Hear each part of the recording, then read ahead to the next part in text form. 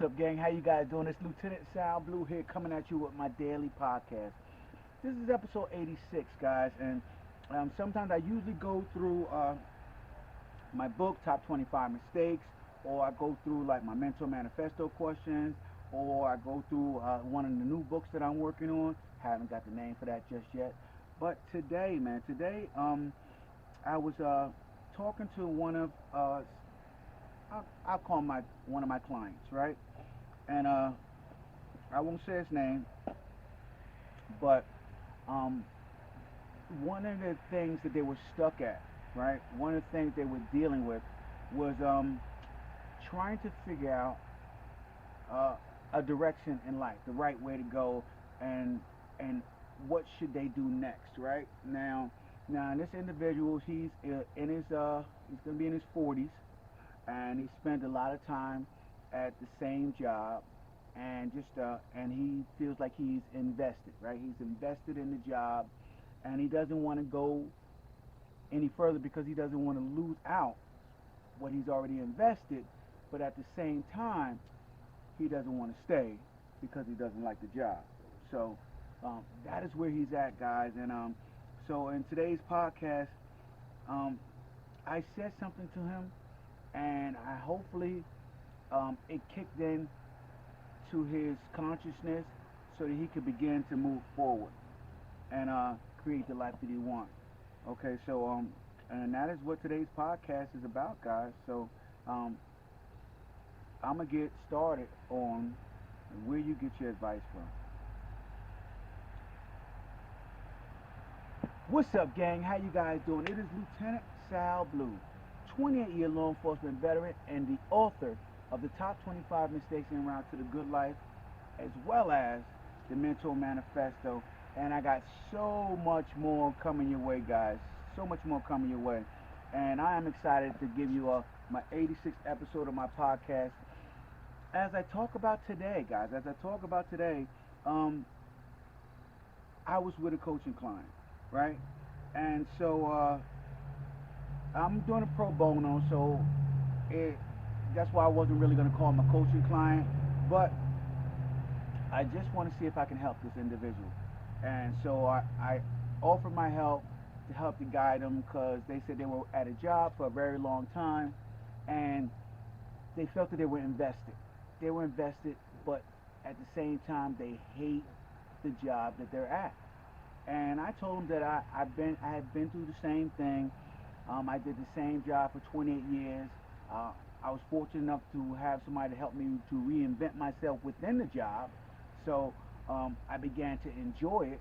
And so I was trying to tell him a couple of things to find a way to find something in the job that he can enjoy, okay, to get the most out of the job. A lot of times when you're stuck and your head is down and you're in that cubicle or in that patrol car or whatever you're doing, guys, at your job, and you're doing it each and every day, and it becomes routine, and it seems like it's getting stale to you, right? You're doing the same thing every day, and nothing new and exciting is happening.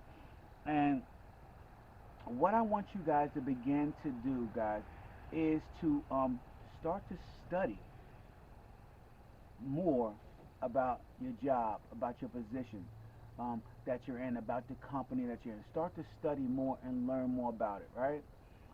Start to be observant, watch people, find individuals who are on fire at your job. Listen, I promise you, in every job, there is somebody who is on fire. Somebody who either the bosses are talking about or somebody that is just so excited every day. They just have the right energy. They have the right energy for the job, and that is why they're succeeding at such great levels. And so that is the first advice that I gave him to do. And I told him that he would not find that person within his circle of influence, right? The people he's around right now, he is not going to find that person, because the people that we are around, they get comfortable with who we are and our status within the group. So who he is right now to his group of friends is who they want him to be forever, you know. And Either he's a high achiever or a low achiever. They don't care either way. They just don't want the change of the person. So when you ask them advice, when you talk to them about things, everything that they have, that they tell you, is of a subconscious, selfish level. And the reason why I'm saying this is because subconsciously, even if they say that they want you to move on and they want you to have better things in life, subconsciously they know that that is change. And our ego doesn't like change.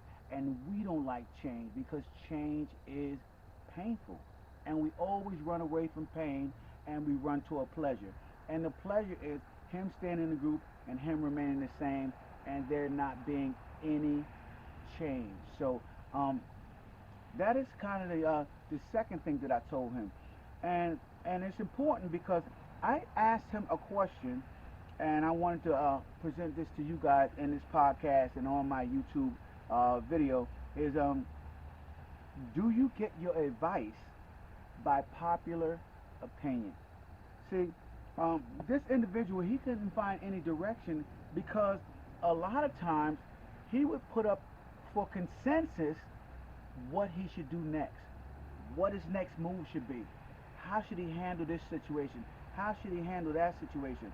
And so he would post it on social media, Facebook, Instagram, you know, and tons of people are going to comment on it who have no clue, okay, his background, right? His history, his life, his situation, right? Everybody that comments on social media is commenting from their life's experience. They're not commenting based on evaluating you and talking to you about your special needs, you know, your education level, or how you were treated as a child, or your relationship status, or how many children you have, or the struggles that you're dealing with, you know, or those limiting beliefs that you are going through. They're not asking you all of those questions, right? What they're asking you guys, well, they're not even asking you. What they're doing is they heard your question and they could not wait. They could not wait to give you their opinion on something. And that is what you get from social media. You get tons of people super, super excited about giving you their opinion on something, probably that most of their friends don't even want to hear them talk about, right? Most of their friends don't take their advice.